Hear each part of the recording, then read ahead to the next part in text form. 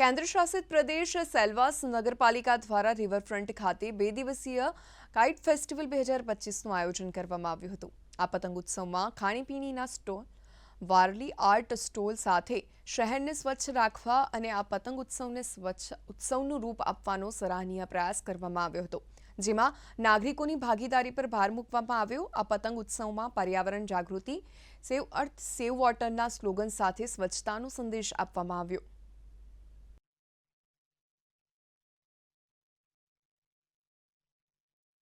सिलवासा नगरपालिका का मेन उद्देश्य ये है इस कार्यक्रम के माध्यम से कि हमारे सिलवासा को स्वच्छ रखना है और हमारा स्लोगन है मेरा शहर मैं ही संवारूं।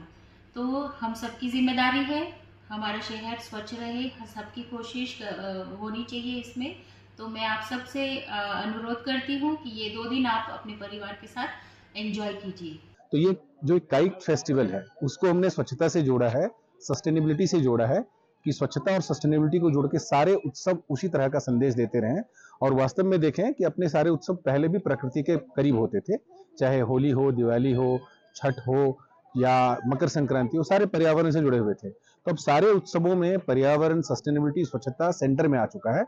तो ये जो पूरा एक हमारा 2 दिन का उत्सव बन रहा है एक तरह से, तो काइट फेस्टिवल में हम स्वच्छता का उत्सव मना रहे हैं। लोगों ने खबर पड़े कि आरआर सेंटर શું છે, એમાં એવું છે કે જે પણ તમારા જૂના કપડા હોય, જૂના રમકડા હોય, જૂના બુક્સ હોય, કંઈ પણ હોય જે તમે નથી વાપરતા અને ફેંકી દેવાના છો, જે બીજાને યુઝફુલ થઈ શકે છે, એવી વસ્તુઓ તમે અહીંયા આરઆર સેન્ટરમાં જમા કરાવી શકો છો। અને જે પણ જરૂરિયાતમંદો છે, જે લોકોને જરૂર છે આ વસ્તુની, એ આરઆર સેન્ટરમાંથી લઈ પણ શકે છે।